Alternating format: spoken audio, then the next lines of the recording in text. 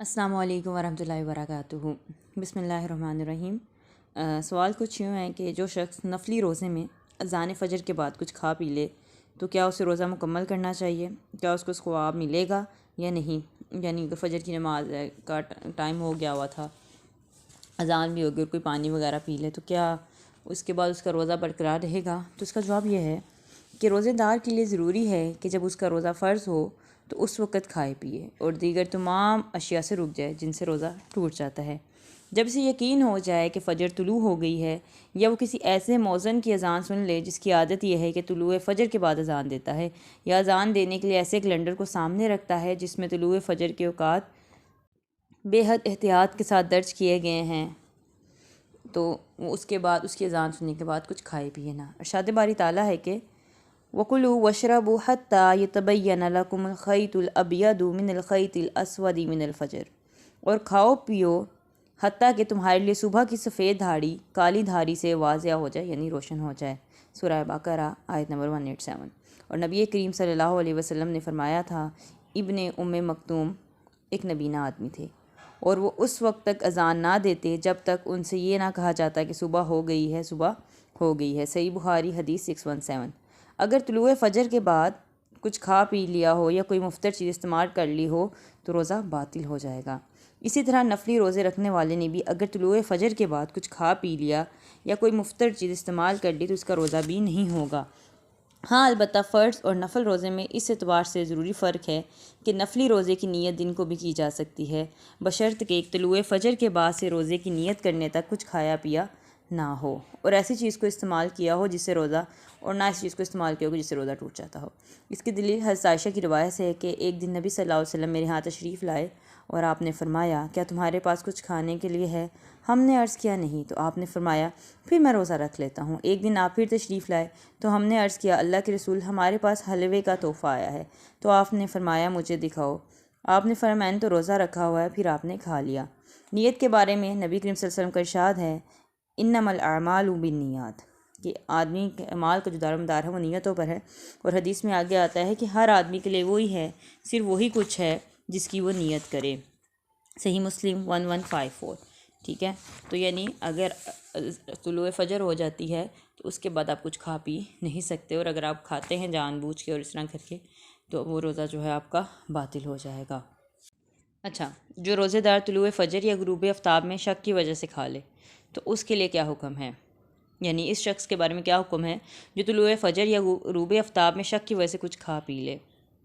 تو جو شخص طلوع فجر میں شک کی وجہ سے کھا پی لے تو اس پہ کوئی کفارہ وغیرہ نہیں ہے، اس کا روزہ صحیح ہے، کیونکہ اس کو پتہ نہیں تھا نا۔ مگر مومن کے لیے شریعت میں یہ حکم ہے کہ وہ دین میں احتیاط کا جو ہے کام لے، اور جو صوم کے پیش نظر شک کے وقت سے پہلے پہلے سحری کھا لے۔ یعنی اگر آپ کو ایک شک ہے، آپ کو ایک وقت کا پتہ ہے اور آئیڈیا ہے تو پھر آپ اس سے پہلے پہلے کھا لیں، تاخیر مت کریں۔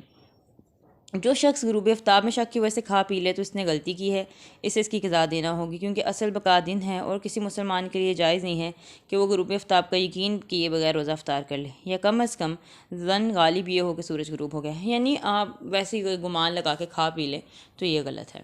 اچھا، اس میں آپ کو یہ شبہ ہوگا کہ کوئی انسان بھول چوک میں کھا لیتا ہے کہ اس کو یاد نہیں رہتا کہ میرا روزہ ہے اور وہ غلطی سے کھا بھی رہتا ہے، تو اس کا روزہ ہو جائے گا، کیونکہ اس نے جان بوجھ کے نہیں کھایا، وہ بھول گیا۔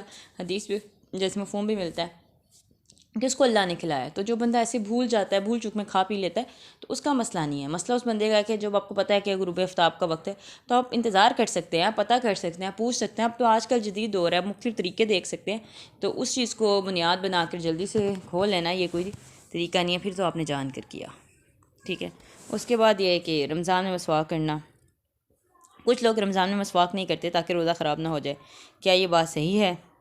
تو رمضان میں دن کے وقت یا دیگر ایسے ایام میں جب روزہ رکھا ہو تو مسواک سے پرہیز کرنے کی کوئی وجہ نہیں ہے، کیونکہ مسواک کرنا سنت ہے، اور جیسا کہ صحیح حدیث میں ہے کہ مسواک کرنا منہ کی صفائی اور پاکیزگی اور رب کی رضی ہونے کا سبب ہے۔ ہر وضو اور نماز کے وقت مسواک کرنے کی بہت تاکید آئی ہے۔ اسی طرح نیند سے بیدار ہونے کے بعد اور گھر میں داخل ہوتے وقت مسواک کرنا بھی سنت ہے، اور مسواک کرنے سے روزہ فاسد نہیں ہوتا۔ ہاں، البتہ اگر مسواک کا جو لعاب ہے، یعنی جو اس کی تھوک ہے، اس کا ذائقہ اور اثر ہو تو پھر اس لعاب کو نہ نگلیں۔ اسی طرح مسواک کرتے ہوئے اگر مسوڑوں سے خون نکل آئے تو اس سے بھی نہ نکلیں. ان چیزوں کو نکلنے سے اگر آپ پرہیز کریں گے تو محض مسواک کرنے سے روزہ جو نہیں ٹوٹ جاتا. کیونکہ بیسکلی اگر آپ اس کنسیپٹ کو سمجھ لینا کہ اندر چیز نہیں جانی چاہیے، منہ کے اندر، خلق کے اندر کوئی چیز نہیں جانی چاہیے، کوئی خوشبو، کچھ ذائقہ، اس سے روزہ ٹوٹتا ہے. ٹھیک ہے، باہر کی طرف جو معاملہ ہو رہا ہے اس سے آپ کا روزہ خراب نہیں ہوگا. اب جیسے کہ روزے دار کے لیے ٹوتھ پیسٹ کا استعمال کرنا، تو اس میں کوئی حرج نہیں ہے، بشرطیکہ کہ وہ احتیاط کرے کہ صرف نگلے نہ. جس طرح روزے دار کے لیے دن کے ابتدائی اور آخری حصے میں مسواک کرنا جائز ہے، اسی طرح ٹوتھ پیسٹ یا کوئی منجن وغیرہ استعمال کرنا بھی جائز ہے. بعض اہل علم نے زوال کے وقت مسواک کرنے کو مکروہ قرار دیا ہے، مگر یہ ایک مرجوح قول ہے، اور صحیح بات یہ ہے کہ کسی بھی وقت مسواک کرنا مکروہ نہیں ہے، کیونکہ آپ صلی اللہ علیہ وسلم کا ارشاد ہے مسواک کرنا منہ کی صفائی اور پاکیزگی اور رب کی رضامندی کا سبب ہے، اور یہی تقاضا ہے. اور آپ صلی اللہ علیہ وسلم کا ایک اور ارشاد ہے کہ اگر میری امت مشقت میں پڑ جانے کا اندیشہ نہ ہوتا، یعنی میری امت مشقت میں نہ پڑ جاتی، تو میں ہر نماز کے ساتھ مسواک کرنے کا حکم دیتا. ہر نماز میں تو ظہر عصر بھی شامل ہے، اور یہ زوال کے بعد ہے، لہٰذا معلوم ہوا کہ زوال کے بعد مسواک کرنا بھی مکروہ نہیں ہے. روزے دار کے لیے تیل کا استعمال، کیا کسی ایسے تیل وغیرہ کا استعمال روزے کے لیے نقصان دہ تو نہیں ہے جو جلد کو چکنا تو کرے لیکن جلد تک پانی پہنچنے میں رکاوٹ نہ بنے؟ روزے کی حالت میں وقت ضرورت جسم پر تیل لگانے میں کوئی حرج نہیں ہے، کیونکہ تیل سے جلد کا صرف اوپر کا حصہ تار ہوتا ہے اور تیل جسم کے اندر داخل نہیں ہوتا، اور اگر یہ مساموں میں داخل ہو بھی جائے تو اسے روزہ نہیں ٹوٹتا. باقی سوالات کل دیکھیں گے. السلام علیکم ورحمۃ اللہ وبرکاتہ.